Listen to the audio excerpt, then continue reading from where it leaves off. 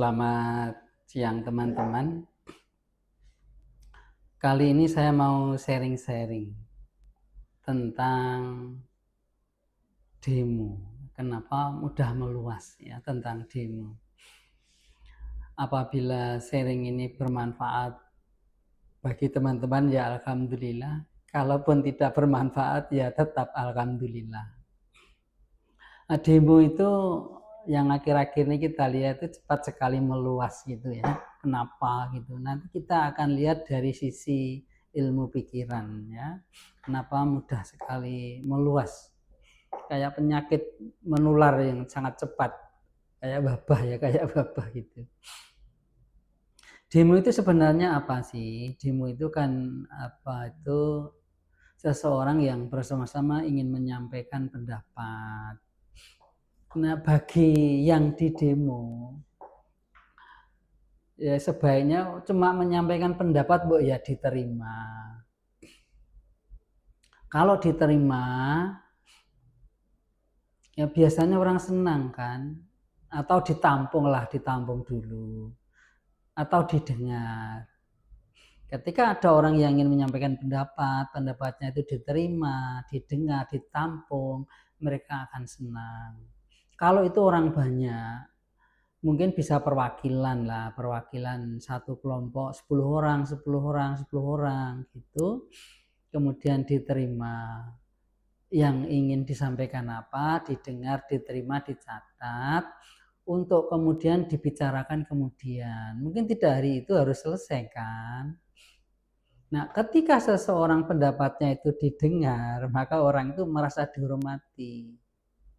Coba kalau perwakilan itu misalnya di DPR ya, ada banyak sekali pendemo dari berbagai kalangan, dan mereka mesti ada juru bicaranya.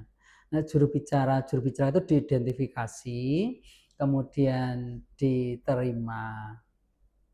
Nah, sebelum menyampaikan pendapat, mungkin di ruangan mereka dikasih makan dulu sampai kenyang. Kenapa harus dikasih makan sampai kenyang? Biasanya orang yang kenyang itu tingkat kemarahannya berkurang. Jarang sekali orang yang kenyang itu marah gitu. Dan efeknya ketika orang kenyang itu pikirannya menjadi cerdas kembali, menjadi normal kembali, tidak terikat oleh emosi atau didorong oleh emosi. Nah, kalau emosi itu negatif kan berbahaya.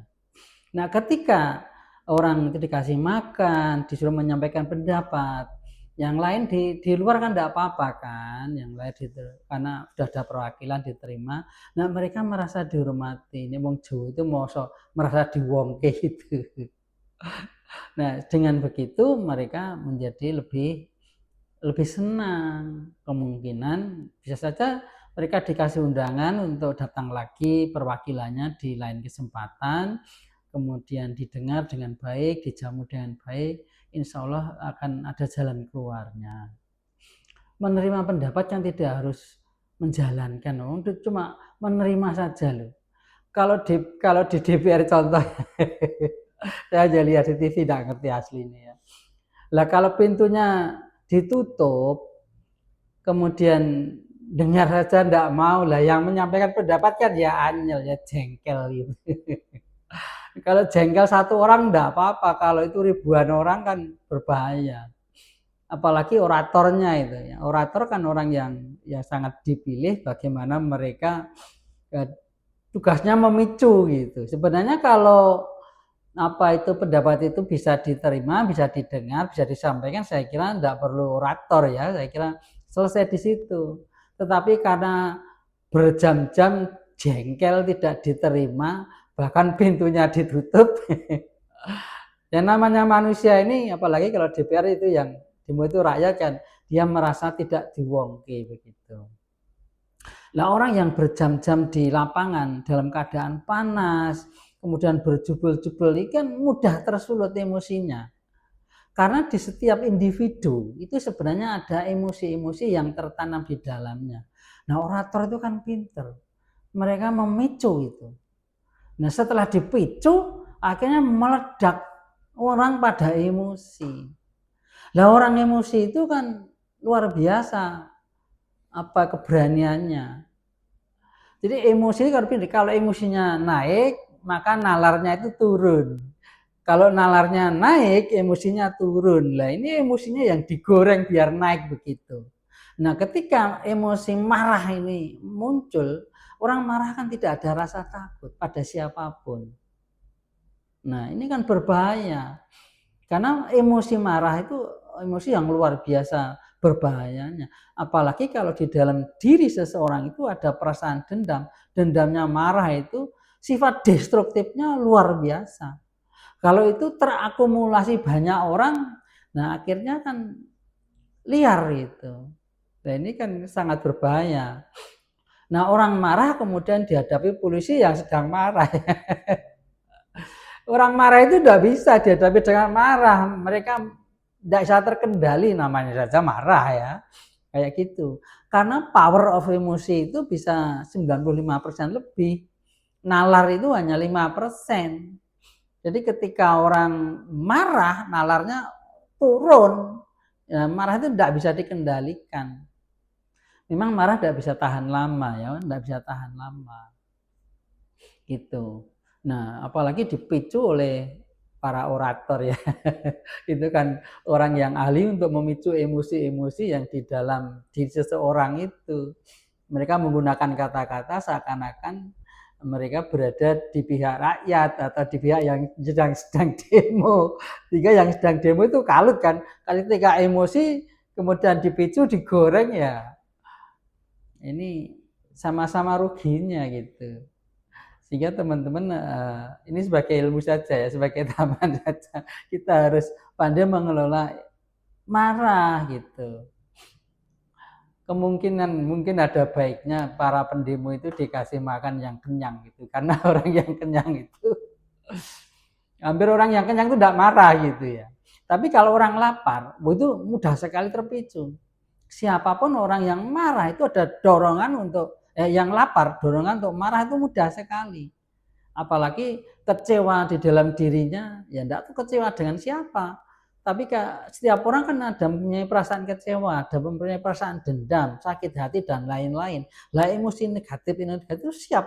Nah, kalau itu dipicu oleh orator dengan kelihayan mereka untuk memantik emosi-emosi di dalam setiap diri seseorang ini, wah luar biasa, mereka marah meledak-meledak sudah tidak bisa dikendalikan. Nah, akhirnya sifatnya destruktif karena ini emosinya negatif yang dipicu ini. Emosinya negatif. Nah, untuk itu kita harus berhati-hati, teman-teman. Nah, ketika emosi marah itu berkumpul, Anda jangan mendekat, Anda akan ketularan, terjangkit juga. Ini yang saya katakan bahwa emosi itu menular. Karena di dalam diri Anda ada marah, melihat orang marah, Anda akan terpicu. Apalagi ini terus disiarkan di media sosial di mana-mana. Nah, di tempat-tempat lain bisa terpicu loh. Dalam kondisi yang tidak nyaman, seseorang yang tidak nyaman mudah sekali terpicu. Akhirnya bisa meledak sampai di mana-mana gitu. Hingga beberapa hari yang lalu ketika TikTok itu turun katanya, saya tidak tahu ya, tidak bisa online. Saya kira ya bagus juga itu. Agar apa itu emosi ini tidak disebarluaskan melalui media-media sosial. Loh, hanya dengan melihat media sosial Anda bisa terpicu kemarahan loh. Hati-hati. Hanya dengan mendengarkan Anda bisa marah loh. Gitu. Ini kan berbahaya sekali.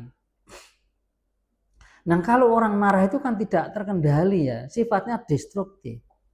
Ini yang tidak baik. Saya kira kalau secara umum ya sebenarnya tidak baik. Teman-teman yang suka memicu itu, orang marah kok dipicu ya. Orang itu tidak takut mati gitu loh, siapapun itu ya.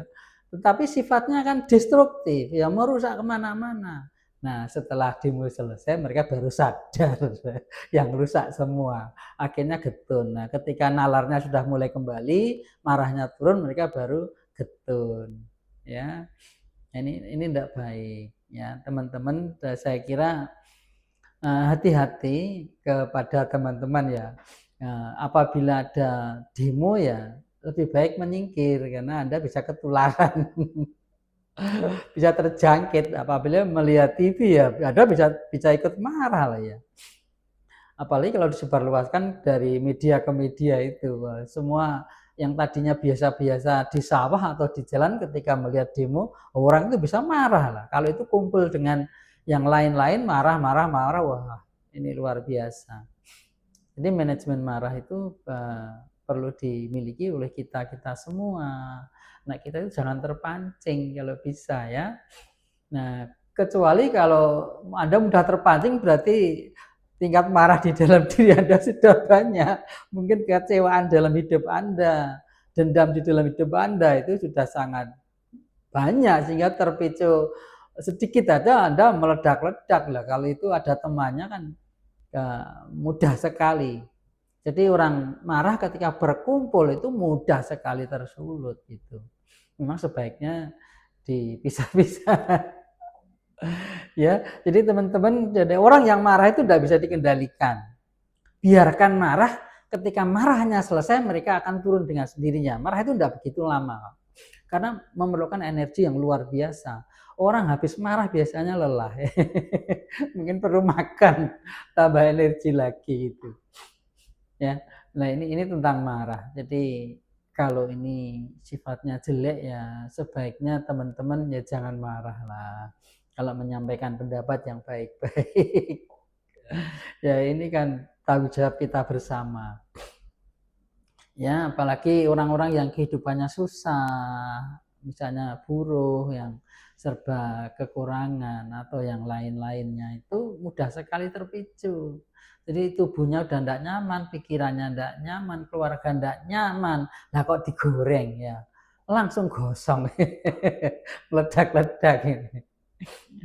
Nah saya kira yang pengendali demo sebaiknya harus yang marah, yang oratornya itu perlu diperhatikan karena mereka yang menjadi pemicunya, menjadi pemicu ya itu keahlian mereka untuk memicu massa ya.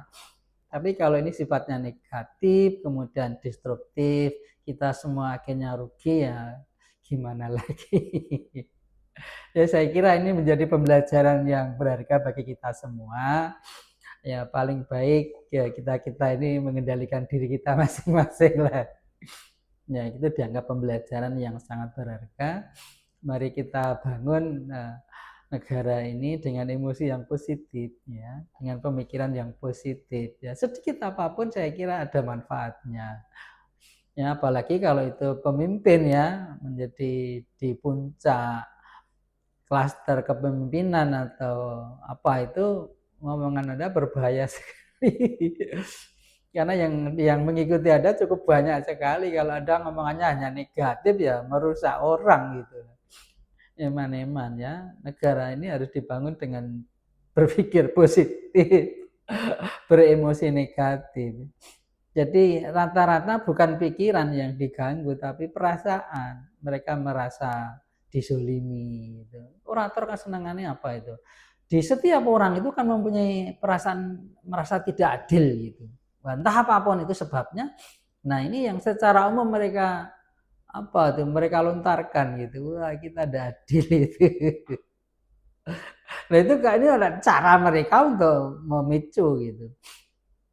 Wah, DPR mewah-mewah, rakyat susah-susah. Ini kan narasi yang digunakan oleh para orator untuk memicu.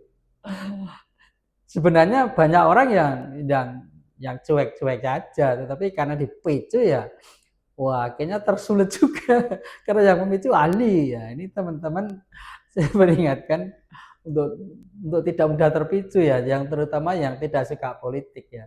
Kalau saya tidak suka politik ya. Ya, yang tidak suka politik saya kira kita harus sangat hati-hati ya, tidak usah ikut demo. Saya kira demikian informasi saya ini. Ya sekali lagi kalau bermanfaat ya alhamdulillah, kalau tidak bermanfaat ya alhamdulillah. Ini hanya untuk kita sendiri saja, untuk konsumsi kita sendiri ya. Saya Harto Hipnoterapi dari Solo. Terima kasih, selamat siang. Semoga Anda tergolong orang-orang yang baik. Salam sukses.